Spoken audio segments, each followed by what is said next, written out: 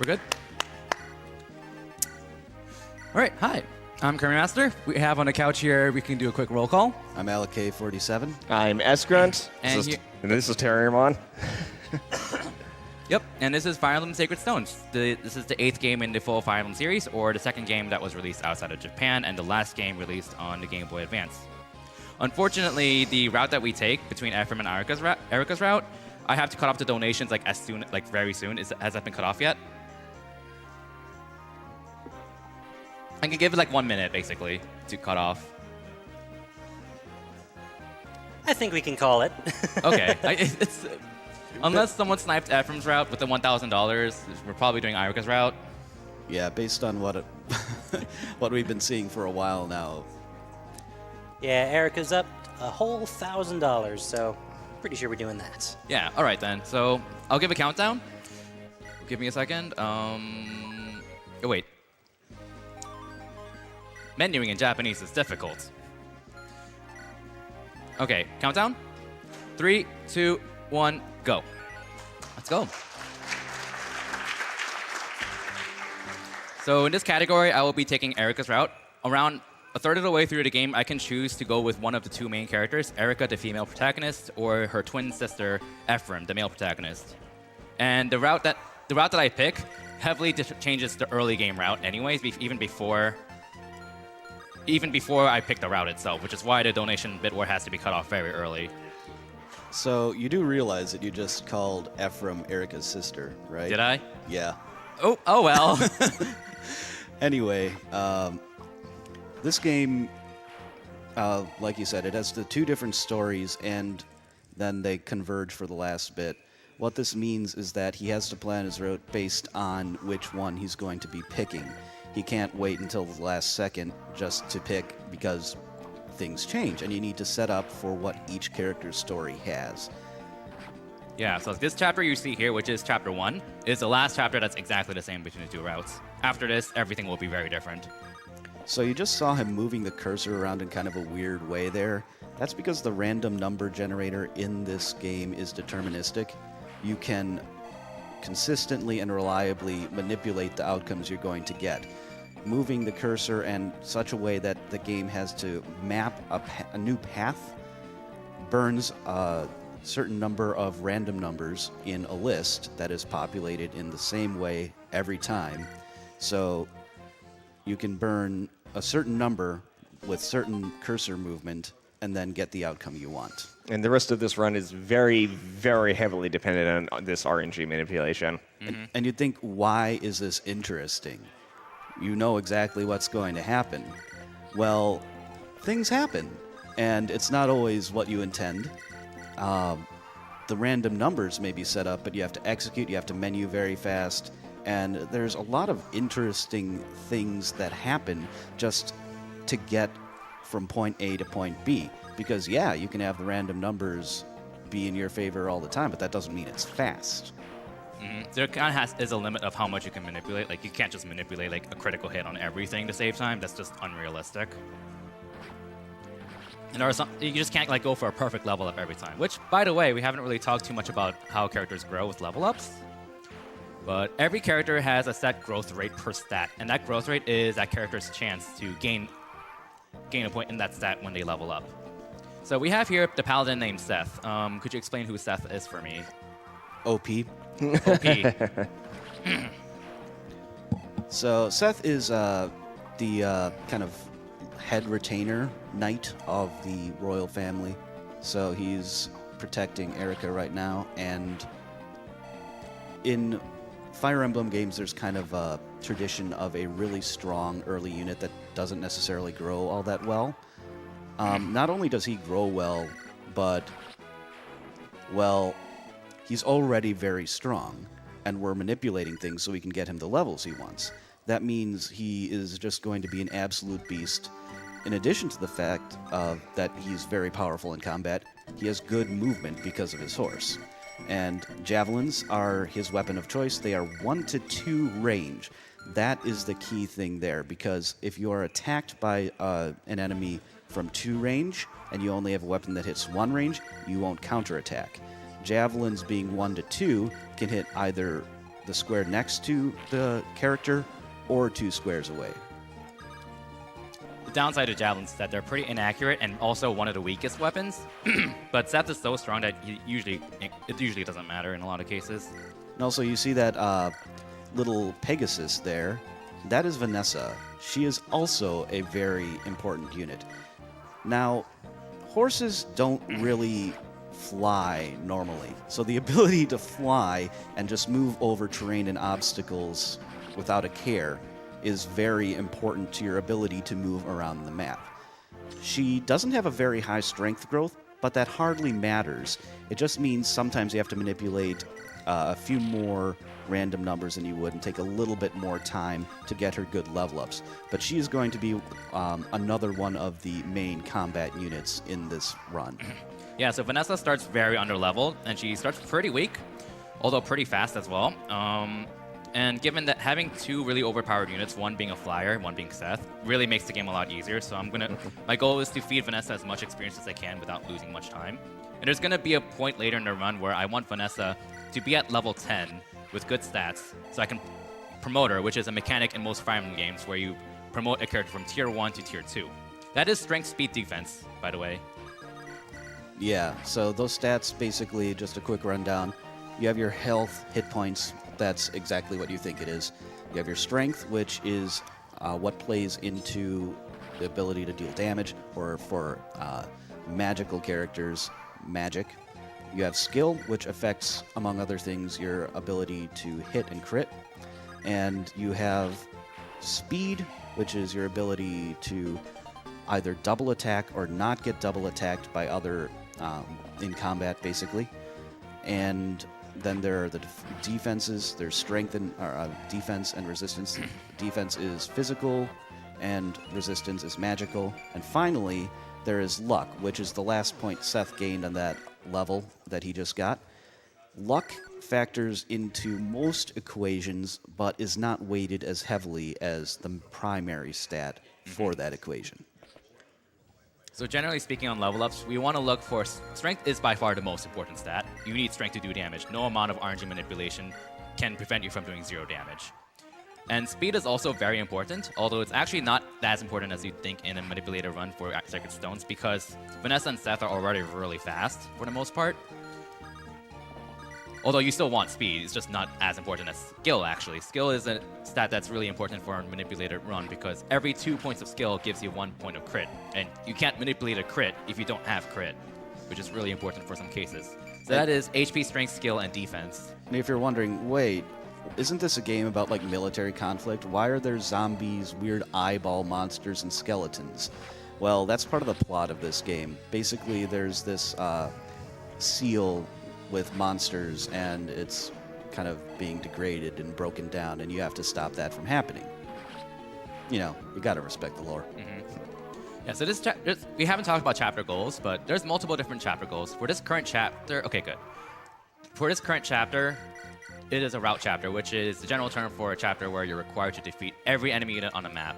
These tend to be the longest chapters in the run, but also sometimes the most interesting, because it requires you to spread out your units to efficiently take out a lot of units across the map. Because one of Seth's main weaknesses is that there's only one of him.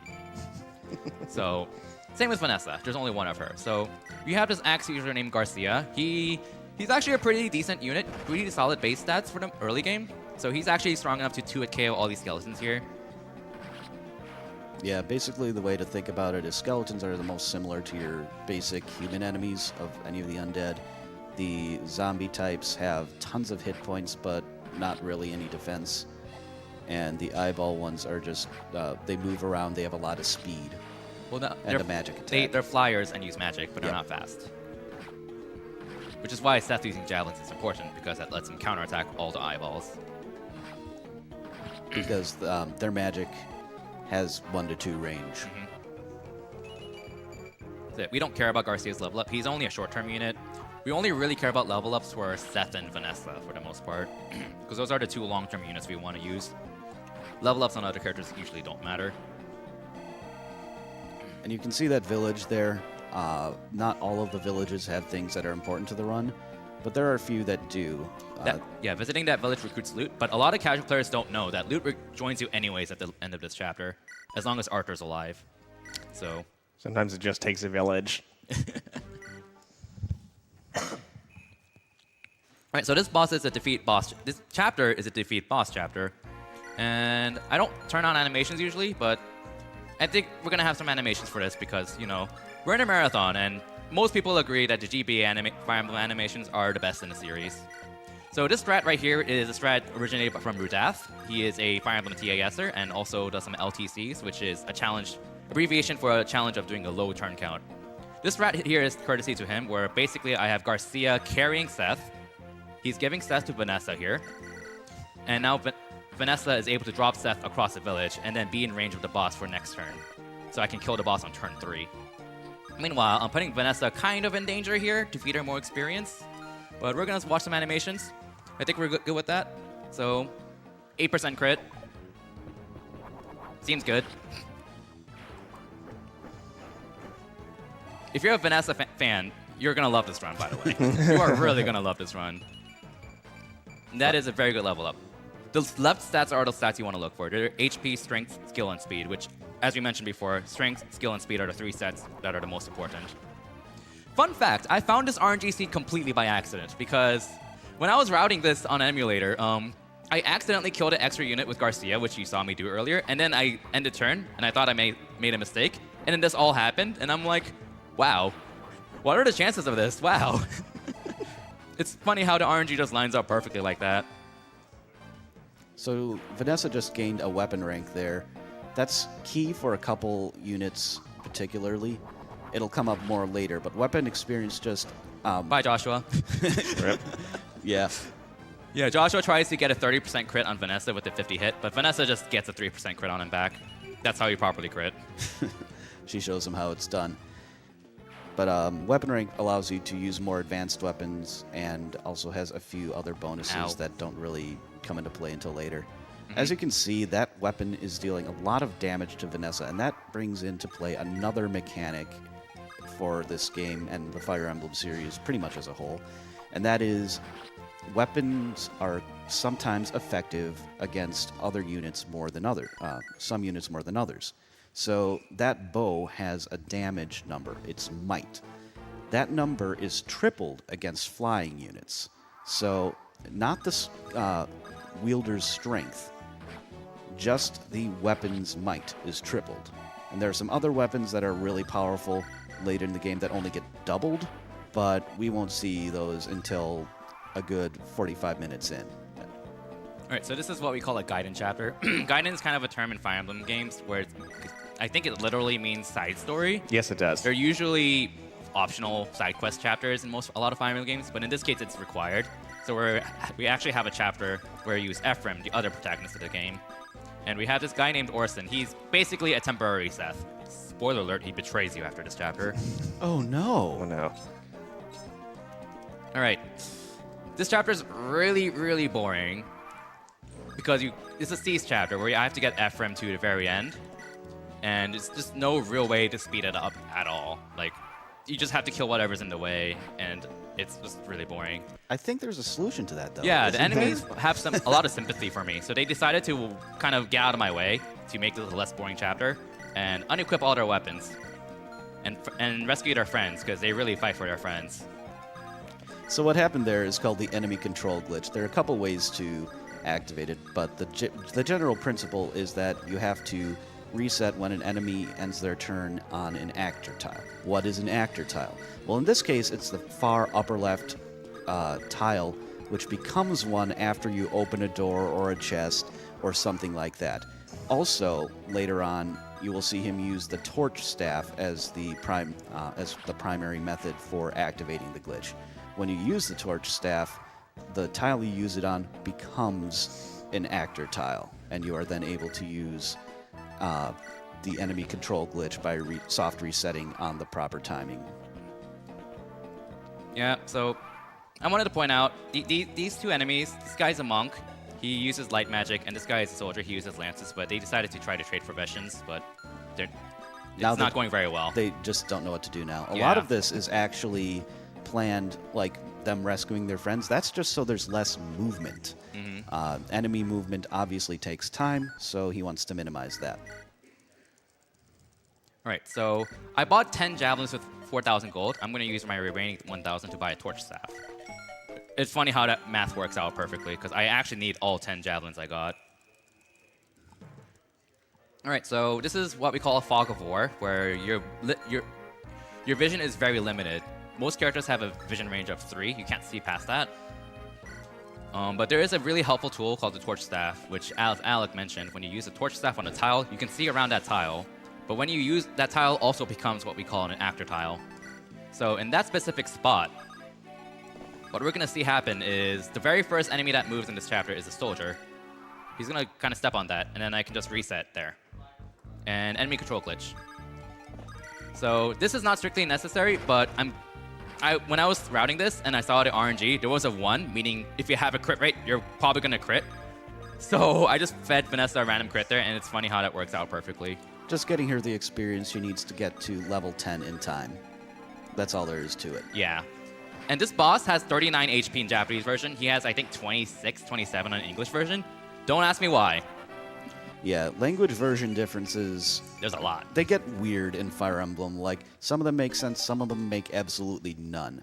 That's an Orion's Bolt. That is a promotion item that he is not going to be using. It's for archers. Which, I mean, you only get one archer in the game who is arguably unfortunately, one of the worst characters in the game. Yeah. Okay. Okay, featuring chapter number 2 with no Seth. So this is a Cease chapter. This is one of those interesting chapters where you normally have to kind of go all the way around the map and it takes forever because there's a bazillion forests. But if you have Vanessa or Ross as a pirate, because pirates can cross water, then you can skip a lot of this chapter pretty easily. Also, shoutouts to the Lolgers. Yeah, the soldiers there, we call them Lolgers because their stats are notoriously terrible. Like, pretty much, they have like 0 defense and like 0 everything besides strength and HP. So, alright, Iroka fans, you donated for this. This is her boss kill of the map, of the game.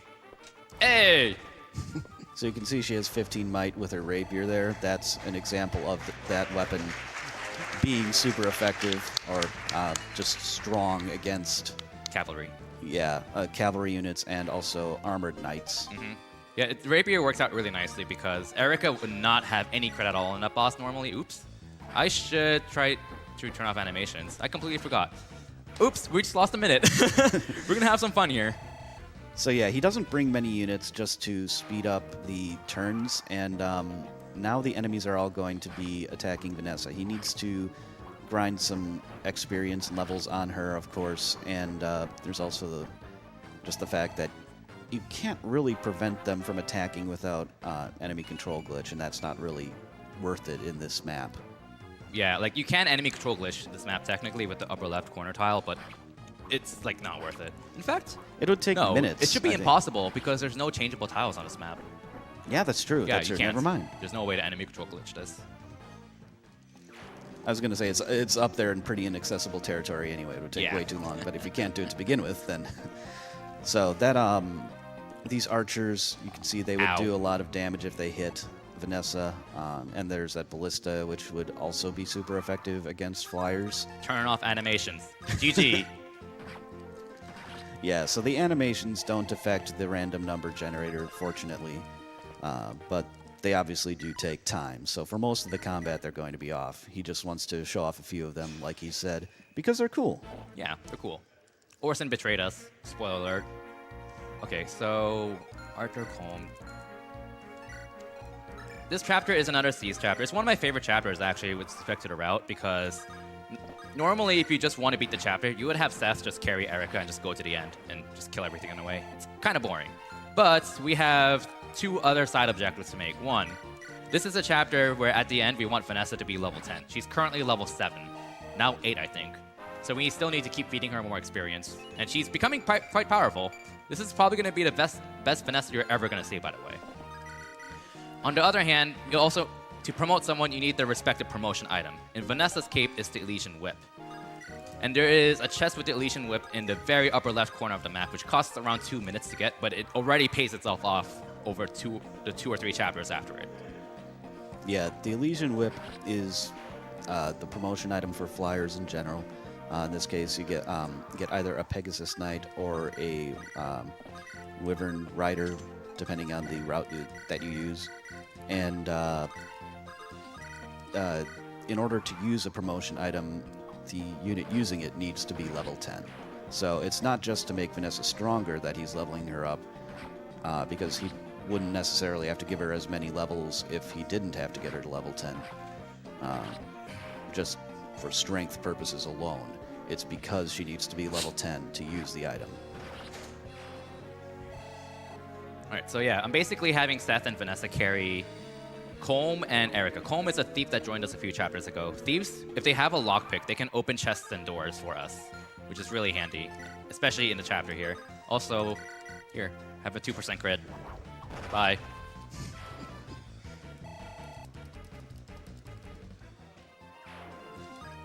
Alright. Alright, so these scrubs here are kind of in the way. So I'm just gonna kind of cuddle them up and try to avoid as much combat as possible. And you saw him enter the menu there and switch units that way. Sometimes it's faster to switch on the map, sometimes it's faster to switch through the menu. And it basically depends on how far you would have to move the cursor. It's kind of interesting to devise strats around that because basically you have something called L switching in this game. So when you press L on a character, then you jump to the next character in the unit list, which is set in the chapter. But if you press L on an empty tile, you jump to the first unused unit on the map. You can go backwards in a similar way by pressing R on a character, which opens up their status screen, and then pressing up. So there's a lot of interesting little optimizations you could come up with that. Yeah, that's a lot of manipulation I just did. Actually, I'm not sure if I did that right. I'm just gonna make sure. 2, 3, 4, 5, 6, 7, 8. So as you can see, you can actually redo that if you need to, simply because it's basically using the same autosave that you used before, and the actions that you take, you have to actually confirm an action before the changes to the random numbers will be finalized. Yeah, the game doesn't autosave RNG changes for the most part.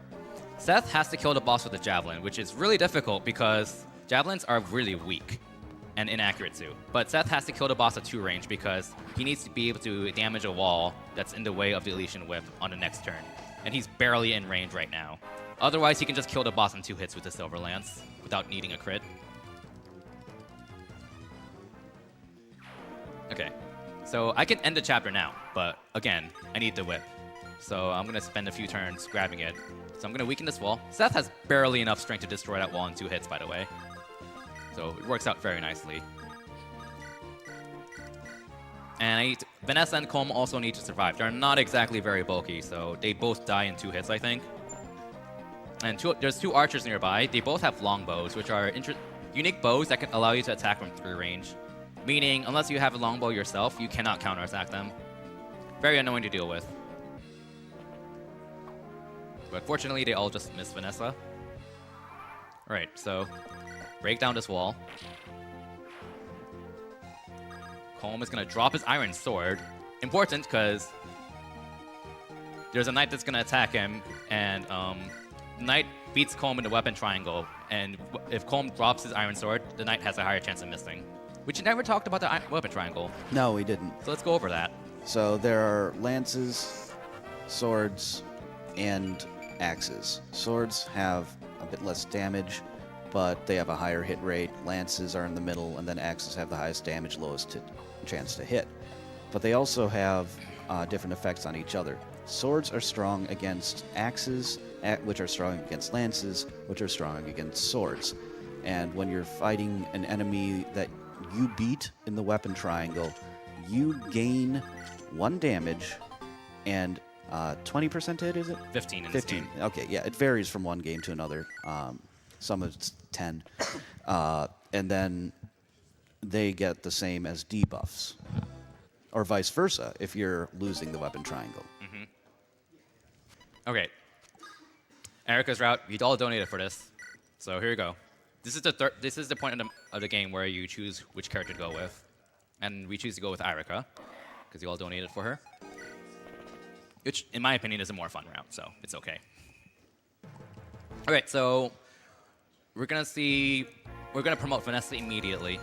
A general misconception among a lot of casual players is that promoting early is always bad, which is not strictly true per se, because generally speaking, yes, if you are aiming to have a unit hit level 20 and try to max their stats, yes, it's better to promote at level 20, but in most cases, that's never realistically going to happen without excessive grinding. And especially in a speedrun case where you want to get the direct benefits of a promotion as soon as possible. So right here, Vanessa gained 4 Constitution and 2 Speed, and because her Constitution is typically terrible, she gets weighed down by almost anything, so she actually just effectively gained 6 Speed, basically, which is ridiculous. Yes, each weapon has a weight value. More powerful weapons have higher weight values. And based on the character's constitution stat, they can lose a certain number of speed points when they're wielding that weapon. So, the fact that Vanessa was just so fast in terms of raw speed was really important before now, in terms of her being able to double things with the javelin instead of the, I believe she starts with a slim lance. Yes. And slim lance has very low weight, so she's not really weighed down by it. She's able to use her full speed. But with javelins, which you want her using for various utility reasons, she would have been weighed down significantly more. They have 11 weight. She starts with 5 con, so she loses 6 speed, I think. Yeah. Yeah, it's significant. You can also see another Pegasus Knight there, Tana. She is not really used much for combat, just a little bit. She's primarily used to ferry units around. You saw a couple chapters ago that he used Vanessa to fly Erica to a boss area where he needed to seize a chapter. And he's been doing the same with Seth and other units with a lot of mobility to ferry around units. Having 2 flyers is very, very important in terms of being able to move around the units you need to move around in a few specific chapters. Alright. We haven't talked about this actual chapter, but this is a route chapter, so I have to defeat every enemy unit on the map. Vanessa has to kill this boss with a javelin because she needs to counterattack everything that's near her. There's a shaman nearby that attacks her at 2 range. She activated a skill there called Pierce, even though she would have done 9 damage otherwise. Pierce is a skill that Wyvern Knights learn upon promotion, and the activation rate of Pierce is your level. So Vanessa had a 1% chance of activating Pierce. But she had 0 crit on that boss, I think. I don't remember off the top of my head, so she has to get it. No, she didn't have 0 crit. She got a crit anyways. I'm thinking of a different boss. But Pierce is a skill that Vanessa's class learns, and what it does is it negates enemy defense, which is really relevant at endgame. Yeah, each promoted class, Paladin, Wyvern Knight, Sage, so on, has a unique skill in this game. Not all of them, but some of them do. Yeah. So, Pierce is actually very important and useful because when you're lining up even a regular attack against an enemy with a lot of defense and you just negate that, you deal a lot of damage. Okay, so here, my goal is to finish this chapter in 3 turns, which is pretty absurd because this is a really big map with a lot of enemies to kill on the map. There is one tile. There's 4 enemies around Seth, but it's impossible for all 4 of them to attack Seth on the same turn, actually. So I actually deployed Arthur, who is a light mage, just to kill 1 enemy. Right there. Ow. See ya. Arthur works out nicely because he's a mage, so he targets resistance, and physical units have bad resistance. On top of that, light magic tends to have higher crit rates, meaning Arthur has an existing crit rate on that mercenary. So he was able to play his role to kill 1 unit. Earlier in this chapter, I also had another horse unit, Kyle, to take out a pirate because he actually has a pretty respectable base strength stat. So with a steel sword, he was able to kill a random pirate in 2 hits. Which is kind of the cool thing about route chapters, because you just see more character variety in route chapters, even if you just use a random unit just to pick off one enemy unit. Kyle is one of the traditional social knight units. So they don't really get used because they're not needed, but they're used on occasion, mostly for mobility, occasionally for the occasional chip kill. And while the rest of these enemies are finished off, I think it would be a good time for a donation. Yeah, we can squeeze in like 1 donation. Okay, well, how about $250 from Walt? Indeed, y'all have been doing a great job applying your skills to these runs. Great work. All right, thank you. Chapter 10. This is a Seize chapter where you're supposed to kind of go all the way to the bottom and open a gate and then seize the throne after killing like 10 enemies. And there's also a few green units that will join us at the end of this chapter if they survive. Whoa, spoilers. Oh, wow. Yeah, good points. Oops. Featuring the 3rd chapter in the run with no Seth. Yeah, you see that mountain? Who cares about mountains? We're just gonna fly over it. Yeah, some layouts are just not insurmountable. Yeah, so Tana there is going to ferry Erica most of the way, and then Vanessa's going to take her and drop her. That's a pretty common technique for ferry strats. Yeah, because when you rescue someone, you cannot drop them on the same turn. You need to just have someone. If you want to move someone on the same turn you rescue them, you have to use a second unit to drop them on the same turn, which is what I did here. That right there is a sniper. He's Ines. He's a pre-promoted archer. Archers tend to be not good in most Fire Emblem games because they can't counterattack at one range. And that's still true for Ines, but he's really useful in a few cases for this run, which we'll see soon. Meanwhile, the boss is in the way, and there's also this jerk who's blocking our path. So I'm going to go ahead and kill the boss with Vanessa first. Vanessa has 0 crit. She needs to land a Pierce instead, which is around a 1 or 2% chance. So there's a Pierce animation if you like it. And see ya. And on top of that, she gets a good level. Hopefully. Yeah. You're going to see those 3 stats a lot. FYI. Specifically, the first 3 of those. Yeah, the first Strength, 3. skill, and speed. Those are the primary offensive stats, so those are the ones that are going to be used a lot, because if you need your character to dodge, you can usually manipulate it. And this is for you, Tana fans. She gets a crit. And peace out. Alright, this next chapter is a Fog of War. It's also a route chapter, so I need to defeat every enemy unit on the map, but you will see a bit of the enemy control glitch again. Basically, the general gist of this chapter is that you're in a building that kind of winds back and forth, and it's really annoying to navigate. There's also a bunch of enemies in the bottom left corner of the map. And there's a bunch of forest tiles in the way. The problem with Seth is that he's on a horse, a grounded horse, and grounded mounted units suffer a 3 movement penalty through forest tiles. Grounded infantry units usually suffer a 2 movement penalty. So that's why I'm going to be using Vanessa to take care of the lower left corner, while Seth kills everything in the building. And given that this is a longer route chapter, this will be a good time for a few more donations.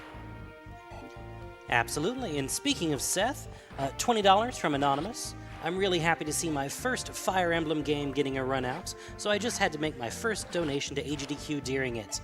I'll add another $1 on for each level that my main man Seth ends on. I actually don't remember. I don't remember off the top of my head I think it's like either. 14, 15, something like that. You'll see at the end of the run. Yeah. Remind me to check his stats before the last chapter. Absolutely. $15 from Old General Crash. Hey, Kirby Master, thank you for showing this awesome run of Fire Emblem 8, which to this day remains one of the best in the series. You could also use Amelia, but Seth is fine too. Shout out to the Fire Emblem Reddit community. $50 from the Proverbial Penguin. First-time donator, long-time watcher, had to donate for my favorite Fire Emblem game. Thanks for all the great games and even better stream. Also, Naimi for life. All right, coming up is the hardest thing in the game, and I'm gonna need some serious time for this. Yep. FYI. I'm half joking, but enemy control glitch is actually really easy if you know how to set it up. The frame window for it's really wide. I would probably estimate like 1/3 of a second. I've never actually timed it though. But I have a habit of missing this enemy control glitch because I just don't pay attention. So, pay attention. Yeah, the timing queue for this is a little bit different than most other instances of this in the run. Yeah, because usually you have an enemy attacking someone during enemy control glitch, which is a really easy cue to catch. But in this case, that's not going to be the case. So, there we go. I just have to pay attention, and it's easy. All right, so what I'm doing here is I'm moving these 2 units against the wall, so Ines can snipe them through the wall. And there's also a door in the bottom right area with like 10 enemies there that's blocked by the door. I'm going to use an enemy that has a door key to open door early. Those 3 stats again. Normally, it that. wouldn't be opened nearly as early. Yeah. And then he's going to move a few other units down faster than they would move themselves, and cause them to attack a little bit. More importantly, they're Frankerz's. Frankerzy. Frankerzy. Alright, so there is a longbow archer. I'm gonna move Molder here to see the archer, so Seth can actually kill him because he's a jerk. And again, I can't counterattack longbow archers on enemy phase, so I need to use a player phase to take it out. Okay. And I need to manipulate Seth into gaining strength at the minimum next level. Of course, it's always important to get strength, but it's especially important here because there's going to be some Franker Z's that will attack Seth on the pillar, and the pillar gives a +1 defense, +20 avoid boost. Seth cannot double attack them, surprisingly, because they're very fast.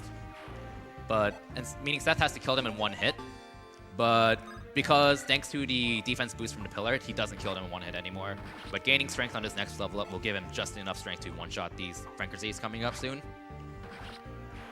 But yeah, there's not too much else to talk about in this chapter. It's just waiting on a bunch of enemies to suicide and kill themselves on Vanessa and Seth, so this is a good time for some more donations.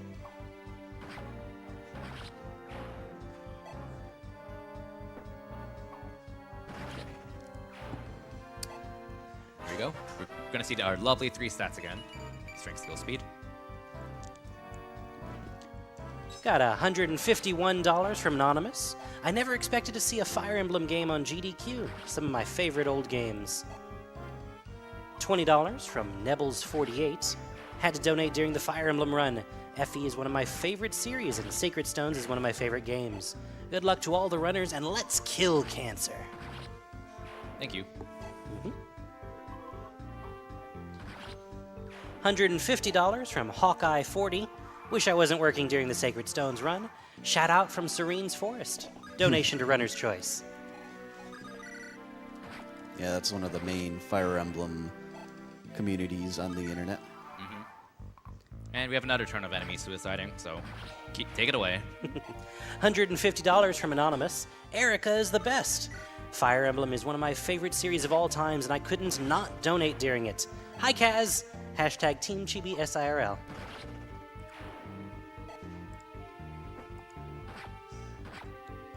$5 from Rikito. Sacred Stones was the first Fire Emblem game I played. Love seeing games broken in half and am not disappointed. Donation to Runner's Choice. Thank you. Alright, so this should be the last enemy in the chapter. Next chapter is another really big route chapter. Thankfully not in a fog of war. We also just got Dozla and Larachel. Larachel being objectively the best character in the entire series. If you disagree with me, you're objectively wrong. I don't want to be right. Alright, so Dozla is really useful because he is a pre-promoted Berserker. Hold on. Oop. It's one of those few more involved bases. But yeah, he's a pre-promoted Berserker, and Berserkers in this game gain a plus 15% crit bonus. They can also walk on peaks, which is very equally important in this chapter. The reason why that's important is because there's a bunch of mountains in this chapter and a bazillion stupid spiders. These spiders are really bulky, and they're also on mountains, which gives them a +2 defense boost, +40 avoid boost. Yeah, and they move 1 tile per turn, which makes them even more annoying because it takes forever for them to get off a freaking mountain. So Dozla's role is very important because he's one of my very few units who can go on peaks. The other being Vanessa and Tana, but Tana is in no position to actually take on these spiders because she's really weak at the moment. Another thing to note is I did a rescue drop. We also got another unit named Tethys. She is what we call a dancer. Dancers allow units to move again. So in this case, I had Tana rescue Seth, refreshed Tana's movement so she can drop Seth across the mountain to skip half the map with Seth. Seth crossed an invisible trigger point on his map that triggers a bazillion reinforcements to spawn, and given that there's no way to directly avoid it, and given that this is a route chapter, I want him to spawn as soon as possible so I can clean them out immediately. So right there. I'm sure a lot of casuals probably got caught off guard by that, by trying to skip the map. I did for sure. So we see some Ines kicking butt here. And another unit we got is Saleh. He is a pre-promoted sage. He has really respectable base stats, and he can pretty much kill anything he wants for the most part. If any of you have played... For the fans. Alright, go ahead. If any of you have played the previous game, Fire Emblem 7, Blazing Sword, you may be familiar with Pent.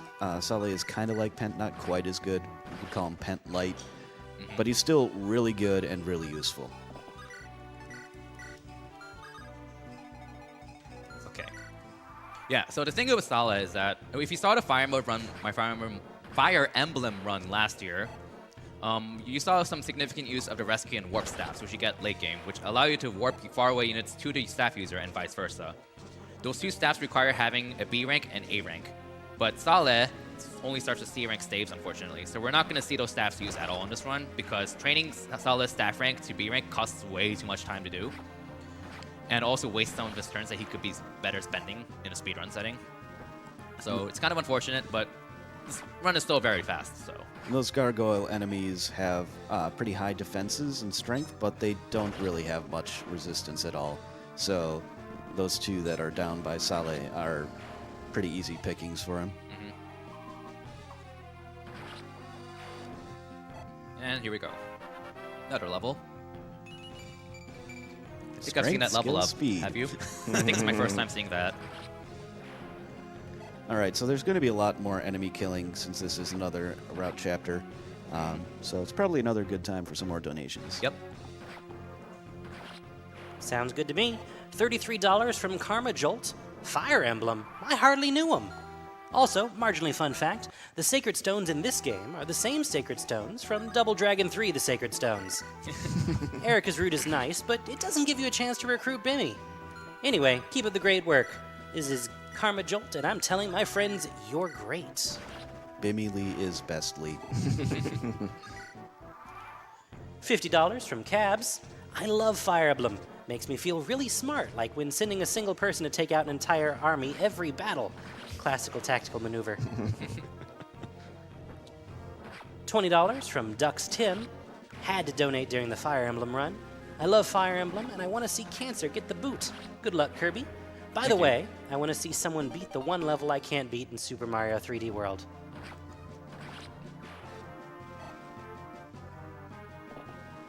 $10 from Ninian. I have to donate during the Fire Emblem run because it's my favorite game series, and because not only did cancer take my grandfather many years ago, but it also just recently took my boyfriend's grandmother. Cancer is a horrible thing, and I hope this donation will help to end it. Good luck to the runner, and may the RNG goddess be with you. Thank you for the donation, and I'm sorry to hear that. $50 from Lady N. So many people in my life have been suffering from cancer in some form. Some survived and some did not. This donation is for all of them in the hopes that this disease will finally be cured soon.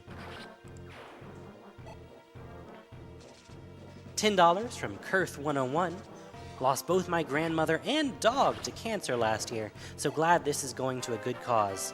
Shout out to the Odd One Fire Emblem community for getting me into the series. Looking forward to this run.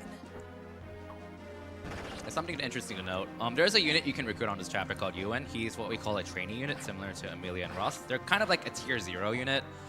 Ewan and Amelia are generally considered some of the worst characters because they take way too much effort to raise and don't grow as well as people think. But Ewan also joins with the energy ring on this, which is a really useful stat booster. Unfortunately, it's actually not really directly useful in the Irika's route, but you do actually use an energy ring you get in the Ephraim's route, which is interesting. Yeah, an energy ring raises either strength or magic, depending on which kind of character uses it, by 2. Most stat raising items raise the relevant stat by 2. And this energy, given that strength is like one of the most important stats of all time, it's like probably, there's usually only like 1 per game because it's such an important stat booster for good reason. Okay, so the chapter is almost over. Alright, and we have like 3 units left, I think. And if this goes right, Vanessa should gain our lovely 3 golden stats again. Lovely. Alright. So the next chapter coming up is an 11-turn defend chapter. And in an Ephraim route speedrun, we actually use Cormag as our main flyer because he has better, more reliable base stats than Vanessa. And he joins at a better time. In Irika's route, he joins significantly later, and it requires waiting like at least 7 or 8 turns for him to show up on this chapter, which we can actually just end in 1 turn. So, spoiler alert. But unfortunately, so that's why we stick to using Vanessa, because she's around for longer, and just recruiting Cormac is just stupid in this chapter. Availability is a legitimate factor you have to bear in mind when you're looking at a unit. So we got Garrick. He's a pretty useful one-range unit. He has really good base stats, and it's already level 10, I think. Yes. And we have Ines, who's going to ride his Ballista and kill this fun unit here. Bye, Amelia. Angel Thumb. Angel Thumb, indeed. Kirby, how could you?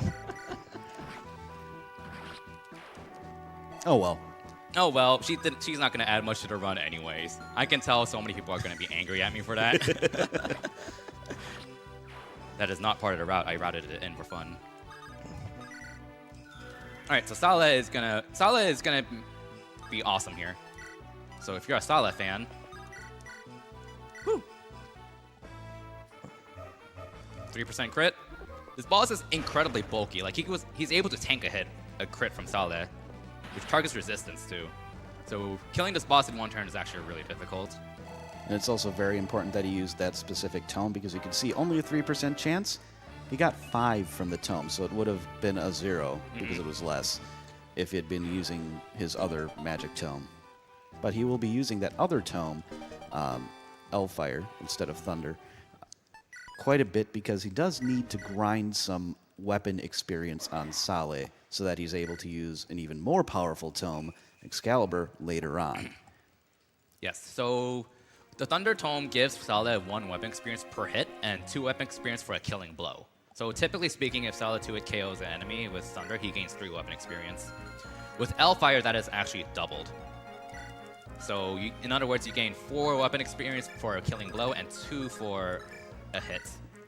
But the downside to Elfire is that while it is more powerful and actually more accurate than Thunder, it actually weighs him down a bit, which makes him unable to double certain enemies.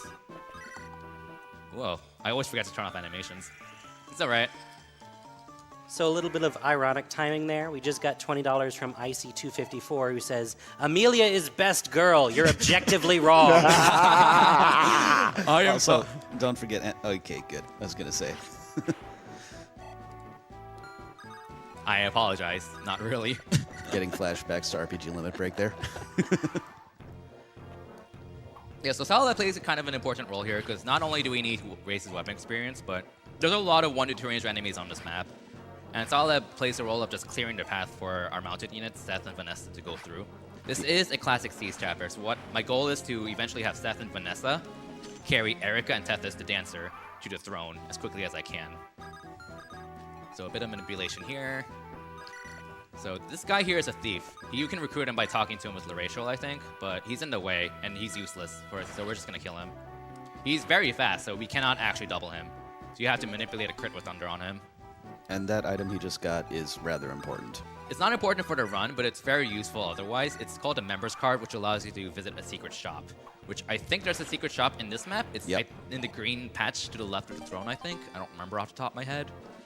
But we're not going to use the secret shop in the speedrun. Yeah, those are places that you can get all sorts of interesting things. And there are speedruns of Fire Emblem games that do use it, but you just don't need it here. Fire Emblem 6. The speedrun for Fire Emblem 6 goes to the secret shop to buy boots, because you can literally buy boots there, which permanently boosts your movement by +2. So you have like 14 movement Roy running around in the speedrun. It's great.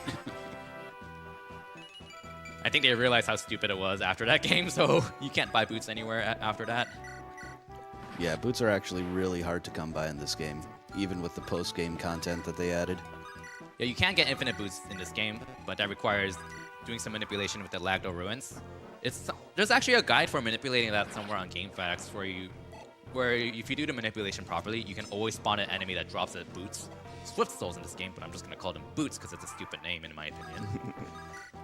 And then you could just get 15 move, everyone. 15 moves is the max movement for every character, so it's kind of funny. Alright, so this chest is very important. It has the spear, which is going to be Vanessa's main boss-killing weapon towards the end of the run. Because the spear is the 3rd most powerful lance in the game, I think. It's the Silver Lance and the Vidofner, which is the legendary lance, are the only lances stronger than the spear.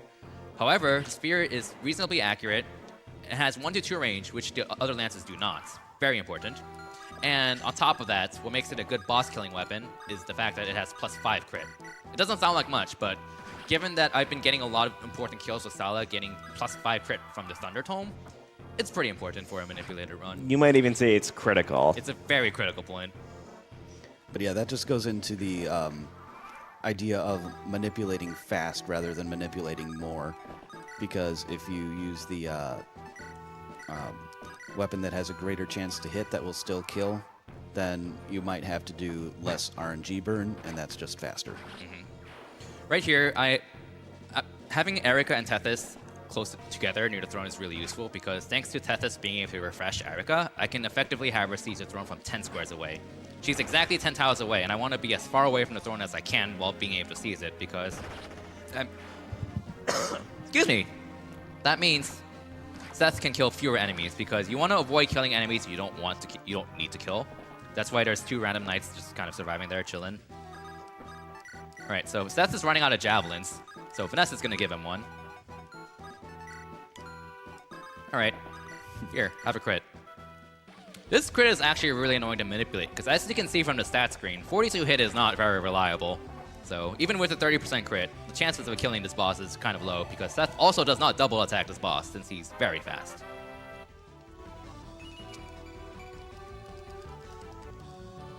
And at this point, Seth's level ups don't really matter anymore, because he has the stats he needs for most of the rest of the run, actually. So it's not really important. It's not vital to keep improving his stats that much. He has what he needs for the most part.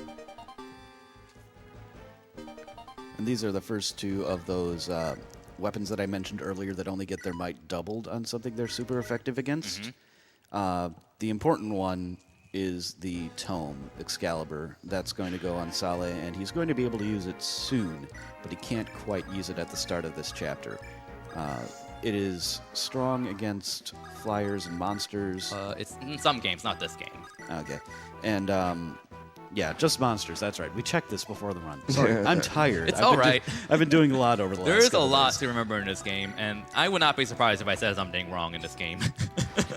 But it also has very high damage, very high might specifically, and a critical rate. So it's easier to manipulate criticals. There's Boots. It's a random chance based on the character's luck, much more likely, if not guaranteed, depending on the game. It varies for Thieves, but he's able to get that one just by using the RNG seed and Saleh's luck. Yeah, the chance of finding a hidden item in the desert for Sacred Stones depends on the main RNG of the game, which is the same RNG I've been manipulating the entire time. So, as opposed with Fire Emblem 6 and 7, the RNG for finding desert items is actually different. Works differently. It's independent of the main combat RNG. So what you can kind of manipulate having a guaranteed desert item in those 2 games by soft resetting the game, resuming chapter, and then opening up a stat screen and or a weapon screen, and then just waiting on the tile with a hidden item, and you're guaranteed to find it. There's a list of like which cases that what you do for each mode, because it's actually different between like Eliwood mode and Hector mode, I think, for whatever reason. I don't know why, but in Sacred Stone's case, it's just the main RNG where it just burns exactly one random number to calculate, do you find this or not? So, alright, so Saleh did just hit S rank Animatome, meaning he can now use Excalibur soon, and we're gonna see him melt a bunch of stuff. And this is a chapter where he kind of wants to join the trinity of OP units with Seth and Vanessa. Unfortunately, he failed the test because he joins too late in the game, but he's still pretty awesome. His survivability is an actual issue because as a mage, he's rarely dodgy, but he cannot take like more than 2 hits, and it's really important to keep him as healthy as possible because he's going to be killing the boss in the bottom right corner. Manipulating a crit on the boss on top of the boss missing Saleh is like almost impossible. Yeah. It's just much easier to just have Saleh make sure he can take a hit from the boss and not worry about that. There are 2 bosses in this chapter, and they're both really strong. Yeah. But in the meantime, as you said, they're going to be melting a lot of units. So we have time for a few donations. I agree. $10 from Dirk Grayson. Rip Prince Joshua, you monster. $40 from Brecken Sky. Yo, Kirby Master. Your FE runs are great. Always a highlight of these events. Let's crit cancer together. Can I get a Seth best waifu from the crowd? No? The crowd You wants want to? I'm not the crowd. I'm not the I don't crowd, have so... to. $5 from Anonymous. First time viewer of GDQ. Great to see this is going to a good cause. Also, Kirby Master gained a fan. Thank you. Yeah, that's it. Oh, Ephraim just joined us kind of late. So something to note about this chapter. I forgot if you mentioned, but this is a route chapter. We have to kill everything. There are 2 units on the bottom of the map. They're troubadours, which are staff users, and they're annoying because they don't attack you on enemy phase. So for each troubadour on the map, I need to use a unit's player phase to kill them. And Sal is busy because he has to kill the shaman on the next turn, and Vanessa is going to kill 1 troubadour, but again, there's only 1 Vanessa. You could say it's a shame about that shaman. Yeah. But that's why I'm going to be using a strat to get Tana down here to help pick off the second troubadour, because she's just barely strong enough to 2-hit KO her, which is really nice. Unrelatedly-ish, the boss in the upper left corner, he has what we call an Iron Rune. Okay, it's an Iron Rune in Fire Emblem 7. I don't remember what it's called in this game, but it's an item that prevents crits, meaning I can't manipulate a crit on him. So I have to just hit him 3 times because he's just really bulky and there's no way Seth can actually kill him in 2 hits. So Wait, there are things Seth can't do? yeah, I know, right? Not many. But here's an interesting version difference, though, which is very relevant. In the Japanese version of this game, Kalich, the boss in the upper left corner, moves, which is good in this case because that means I don't have to go to him. And also in the English version of the game, he does not move, and he's parked on a freaking fort, which gives him auto recovery plus 2 defense and extra avoid, making killing him even more of a pain in the butt. So, one very nice thing about running the Japanese version of the game. Another thing to note, we didn't talk too much about Japanese differences, but the main reason I'm running on the Japanese version of the game, I should have talked about this earlier, but too much to talk about. Every time you reset, if you hold the start button, you can jump straight back into battle without having to go through resume chapter or something, and I need to reset every time I do enemy control glitch. I'm also resetting between most chapters to reset the RNG seed appropriately. In the English version of the game, they started adding that warning health and safety screen, and so trying to do a quick reset does not work. You have to wait a few seconds for that health and warning safety screen or whatever, and then go through the title screen, go through the main menu, and that loses at least 10 seconds for every reset. So the Japanese version is significantly faster than English just because of that. There are other several differences, certain character growths are a little bit different here and there, and boss stats are different here and there. Usually, enemy stats are stronger in the Japanese version than English. Not always. Oh yeah. Here, have a crit with Arthur. Hey! So yeah, Arthur's one of those units. We're recruiting him just to get 1 kill, because there's no unit near this mercenary that can actually kill him. And Arthur actually does not suffer any movement penalty on the desert. Mages and flyers do not suffer any movement penalty, which is why Seth is left killing the stuff at the top, because most of those tiles are not desert tiles. Okay. I think that's it. Okay, no. I need to do this. So here, Tethys is barely in range to refresh Tana here, and now Tana is going to pick off this last troubadour. And almost everything is dead. So we now just end turn. This is Valter. Well, not yet. See ya. Oh, I forgot to turn on animations. Oh well. Yeah. It's okay.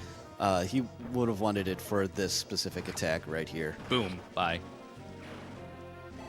because the Excalibur animation is pretty cool. It's pretty awesome. All right. So this is also the chapter, kind of one of the chapters where the 2 routes converge, which is why Ephraim just rejoined us. The next chapter is the chapter where the 2 routes, from here on out, the maps are shared between both routes for every chapter. However, this next map coming up is actually really different despite the same map between the 2 routes. Yeah, you start in a completely different area for each character, and that definitely benefits Erica for at least this speedrunning purpose. Yeah, it's just better all around. For reference, in Erica's route, you 4-turn this map. In Ephraim's route, you 6-turn it, which is a massive difference. And not only that, the turns are longer in Ephraim's, because you have to fight your way through a significantly larger portion of the map than you do as Erica. Mm-hmm. She can get to the throne room pretty quickly, and you'll also notice him placing his units in a pretty specific positioning here in a few moments. One of the things that can cause reinforcements or enemies to move is just going beyond a certain line. So you don't want to be like Yosemite Sam and just cross the line. Do it when you're ready. In this case, he's going to cross it in such a way that he's going to be able to set it up so that his characters will be kind of in a sweet spot that all the enemies will move to him, but they won't be able to reach him, and then he'll just be able to finish off the chapter, basically. Yeah, for reference, in Ephraim's route, you start in this position, and you like go all the way around here, and it's just terrible. So like this chapter is actually one of my favorite chapters, like in both routes in the speedrun, just because the strategy just flows really well, and you have some neat little rescue chains as well.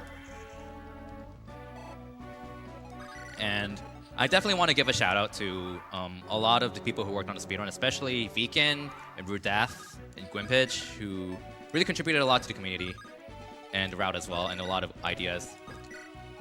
In fact, a lot of the route you see is based off of Viken's old TAS of the game. There's also some stuff I took from, some ideas I took just from other runners, DXD, Burton, etc. And just a lot of ideas that were put together as a community. And like, even though I was the person who like put this route together in one go, a lot of the strategies you see here are thanks to all the names I mentioned. Oh yeah, by the way, yeah, no, this isn't the sweet spot that Alec mentioned. No one attacked besides the purged homes, purged users.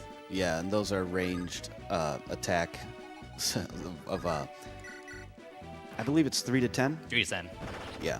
So it was pretty important that they missed because they would have one-shotted either Tethys or Erica at this point. Yeah, I accidentally found this RNGC when routing. I think PX was in my stream when I streamed this, and I was like, wow, this worked perfectly. All right, don't need to burn any more random numbers. I love it when that happens. All right, so this is kind of the point in the game where you're asked if you want to promote Erica or Ephraim. We're not going to because it wastes a lot of time. So we get their respective promotion items instead. On top of that, we're going to get their legendary weapons. I don't know how you pronounce them. Siegemund, or whatever. Siegmund, the spear for Ephraim, and then the sword, Sieglinde, for Erica. Yeah, both very important weapons because they are the only legendary weapons in the game that don't require having S rank. But on the downside, only Ephraim and Erica can use them. Which is really nice, because you don't even need to be promoted to use them. They can just use their weapons right off the bat. So given that the two lords are really underleveled and weak at this point, they can contribute quite a bit in a chapter coming up soon, which will become relevant. But this chapter is a kill the boss chapter, and it's a pretty straightforward chapter and self-explanatory. So we can take it off with a few donations. $300 from Wow. Husker. I've always been a fan of AGDQ, and this year I've decided to step up and donate. My mom was recently diagnosed with cancer, and I want to do my part and make her proud by helping prevent cancer for others in the world. A huge thanks to the staff, runners, and fans that make this whole event possible. Together, we can make a difference. I think we have time for one more. Sure. $10 from Hikari Inu124. Greetings from Silver Spring, Maryland. I want to donate during the FE8 run and give a warm shout out to my home on the internet, the Hitbox Dimension over on Discord. Hi, Kirby Master, and good luck on the run. I watched you root this game with Samus Returns and love seeing you play the games I love. Keep up the good work, all. Putting this toward the suitless Metroid run. P.S. Today is my birthday, so here is some birthday money to spread the love. Thank you very much, and happy birthday. All right, this chapter is a really cool route chapter. Some people don't like it. I like it a lot from a speedrunning standpoint because it's one of those chapters where it is a route chapter, but it's a really player phase-oriented route chapter, which is really interesting. You wouldn't think that. That's because in this chapter, there's a bazillion eggs you have to destroy that are immobile, and they don't attack you until they hatch, which at that point, you don't want that to happen. And the game really rewards you for going fast and destroying these eggs because you get a lot of experience for every egg you defeat. Exactly 50, no matter what level you are. The game just wants to egg you on, clearly. Yes. So, exactly 50, is that what you said, Kirby? Yes, Yep. exactly 50. Anyway, he's going to be using a fair number of different units just to finish these eggs off quickly, including one he got in the last chapter, Vanessa's sister, Cyrene, the third Pegasus. Probably wondering why her sister's riding a wyvern instead of a Pegasus, but, you know, whatever. Well, I'm sure we'll see that in a few minutes. We'll see that right away anyway. Yeah, so you can see that some of these eggs are gaining HP, kind of like incubating. That's the timer, so to speak. And also, they become actor tiles when you Yes, kill one. egg tiles are actor tiles in this game. A lot of people kind of think that you can activate enemy control glitch off of like any enemy, any tile, wrongly. That's because like you can activate enemy control glitch off of like 1/4 of the tiles on this map, because every egg tile is an actor tile, and every one of those fire trap tiles is also an actor tile. This chapter is pretty much actor tile heaven. So it's really easy to activate on accident. And what he was doing there was removing a petrify skill from a Medusa enemy that has additional range, so he wouldn't be able to counterattack the Medusa, and that's basically it. Yeah, I also moved a random enemy on the far right side. That's to make sure the enemy attacks Seth later instead of Saleh. This is the point in the game where I really don't want to avoid level ups as much as possible. So I mentioned that eggs give you 50 experience. That's bad in the speedrun because I don't want experience at this point. Vanessa and Seth have all the stats they need. So kind of routing out this chapter comes down to how can you balance out the number of characters and minimize level ups at the same time. And it kind of became a really interesting puzzle to piece that together. Because like the more units you use, the fewer level ups you'll see because you're spreading the experience out more. But that's more units you're moving per turn. But on the other hand, if you have too few units, you're getting more level ups. So what you see here, it was the kind of sweet spot I was able to find. Like for example, I think I tried out a strat where I added a nest to help take out an egg. But that actually turned out to be only like 2 seconds slower than what you see now. So it's really close and really fun and difficult to piece that together. I mean, you can't go fast without breaking a few eggs. All right. So I'm going to be dropping FM and Irika soon, actually. And as I mentioned before, they can use their legendary weapons. Even though their stats kind of suck right now, their weapons are so good that they can just one-shot almost any monster.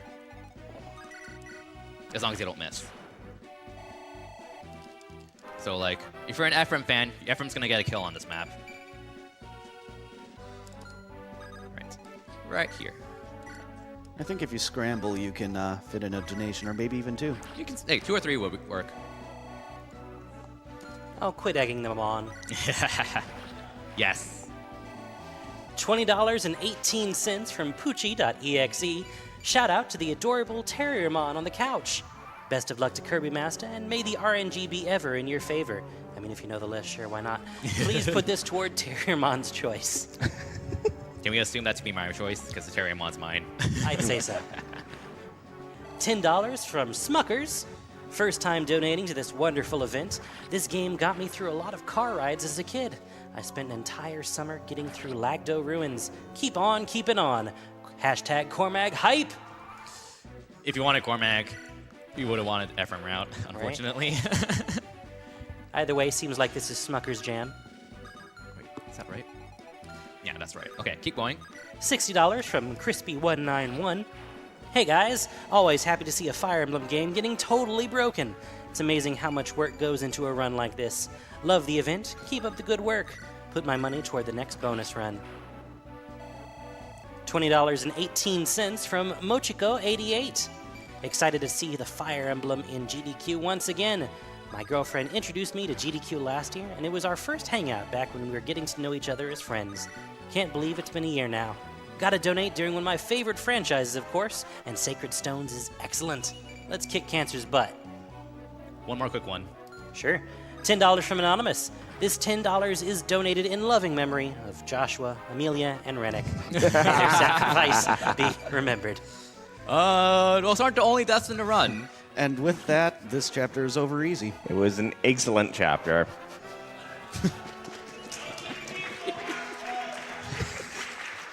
Yeah, why don't we hear more applause for these puns? Come on. Too many boos.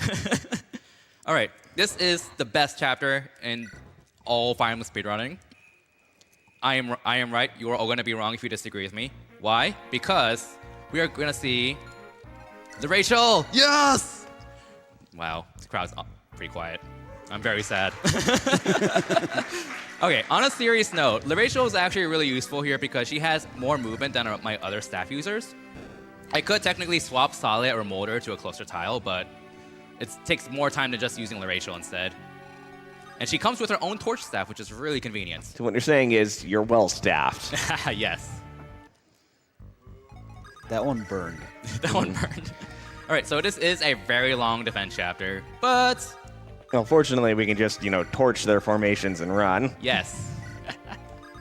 All right, so I'm doing a bit of a rescue chain on the boss. Yeah, rescue chaining the boss is kind of cool.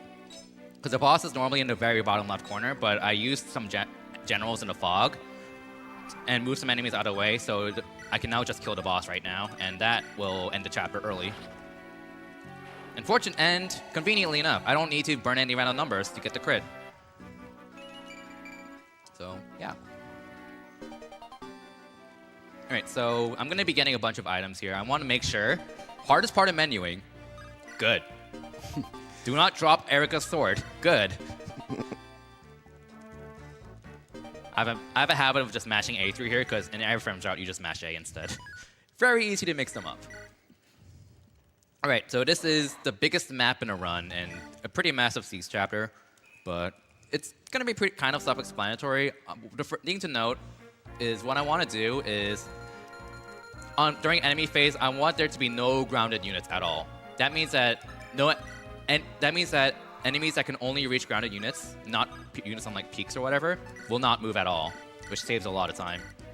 So what I'm going to do is I'm going to have Cyrene, our Falcon Knight, rescue Tethys, and just kind of camp out on this peak. After all, who doesn't love camping in the mountains? I know.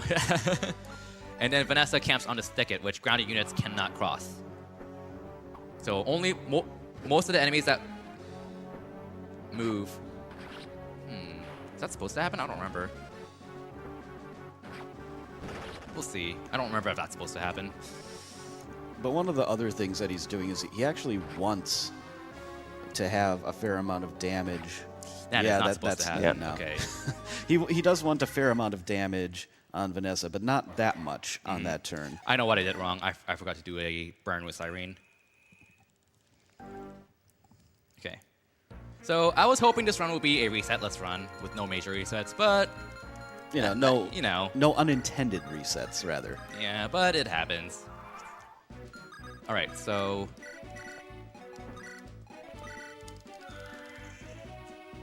here's what I forgot to do. That. Very easy to forget. But like I was saying, he does want Vanessa to take some damage. Part of the way the AI prioritizes its targets is related to how much health a character has. So if they're about to die, they're in really low HP, they're more likely to be targeted. That's important because you're going to have a really easy to kill Erica just kind of sitting out in the open, but she's not going to get attacked nearly as much because Vanessa is going to be at such low HP. And it's much easier to manipulate Vanessa to dodge than Erica just because she has such higher stats, specifically speed being the main one. All right, fun fact. Gorgons can fly in the Japanese version. They cannot in the English version. I believe the Japanese version came out first, so they probably realized when localizing, wow, Gorgons really suck. Let's nerf them a bit so they don't fly in the English version. But yeah. All right, so we definitely have time for a few more donations before the end of the run, so take it away. $50 from Easyscape. Enjoying the Sacred Stones run so far. Keep it up, Kirby Master. Donation goes to Runny's Choice. Thank you. And another $50 from Vice, donating because Kirby Master spoke the undeniable truth about La Rachel being the best character in Fire Emblem. Yes! Always enjoy seeing his FE runs. $50 again, this one from Nello. Just had to drop a donation during Fire Emblem, which is one of my favorite games. Lost my dad last year to cancer, so hope this helps people in the future. Big shout out to my girlfriend who introduced me to AGDQ last year. Love you, Kat. Oh, and donation goes to Runner's Choice. $100 from Space Drake 83, donating for a completely mad run of my favorite Fire Emblem game.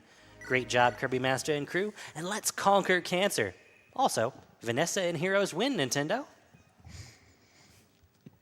Co-op. $20 from Anonymous. Thanks for speedrunning my favorite FE game. Mir is best girl.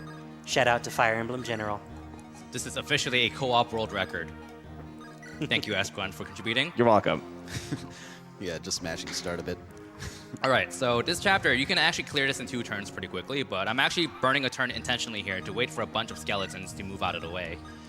Otherwise, I'll attack like 8 extra skeletons on turn 2, and well, actually more than 4, and that's actually just slower. And I mean, what good run doesn't have a few skeletons in its closet? I know. All right, so this is a defeat boss chapter, and there's a random skeleton in the way of the boss, so Seth is going to snipe that skeleton, and then Vanessa will get the killing blow on the boss. We mentioned that Vanessa has a skill called Pierce, which negates enemy defense. This is where it's very relevant. I need to manipulate a 12% crit, 12% Pierce at the same time on the boss in order to kill him in one hit. Oh, Tana fans, I'm sorry, she's dead. No. That is actually very important. She doesn't need to die per se, but I need someone to lure this jerk over, or else this jerk will go here to attack Vanessa, and then Seth will just be blocked. So I need a lure to get that skeleton out of the way. Is that supposed to be? That's this way. No worries. Just mixing up Ephraim and Erica's route. Just making sure. Okay. Longest burn in a run. 2, 3, 4, 5, 6, 7, 8, 9, 10, 11. By the way, that is nothing compared to the burns you have to do in Fire Emblem 6. There are cases where you do like up to 20 burns. Alright, bye Lion.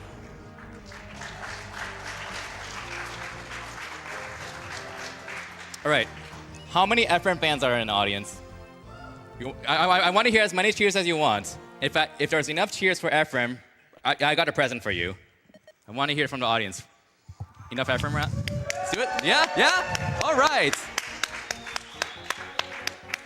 Oh wait, actually I forgot how to do this. 1, 2, 3, 4, 5. There we go. So normally I would use the Daphner to kill this boss in one hit with doing 162 damage. I'm using the spear instead because I feel like it. Rest in peace, Vanessa.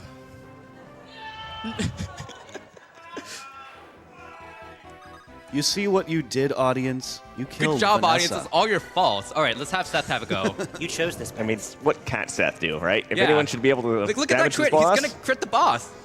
Nope. Ow. What level was Seth before he died? Oh, good point. Good question. Yeah, we can check that Let's now. check that now. well, Seth's not dead, fortunately. So Level we'll check it. 14. Yeah, those are his stats right now. All right.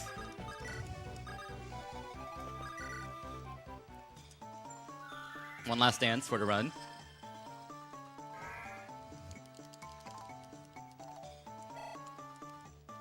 All right, this is for you, Ephraim fans.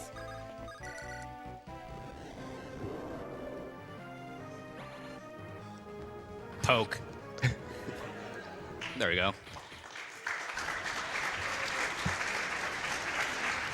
All right, time will be coming up soon. It's on the save. It's on the save, so I'll let you know. And time.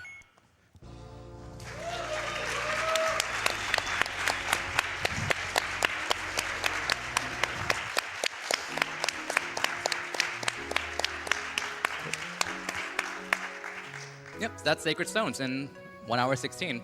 My record with Erica's route is 106, I think, so given I was messing around and stuff a lot, this was a really good run. Pretty happy with it. Before I cut, I want to give a shout out to the Seren's Force and our Fire Emblem community. There's been a lot of support, and it's also kind of how I got into a lot of being a fan of Fire Emblem as a whole. And I definitely want to give a shout out to especially Gwimpage, who's been probably my closest pal with respect to Fire Emblem and helped a lot supporting me and such. There's also a lot of other members of the Fire Emblem community, TR143, Legrand Grand, DX Steve, I really hope I don't forget anyone, Vegan12, all people who really helped support me in the Fire Emblem speedrunning community. We're pretty small, but we get along pretty well for the most part, and we support each other for the most part. So thank you very much for the community, and thanks everyone for enjoying this run. Next will be Metroid Prime 3 Corruption.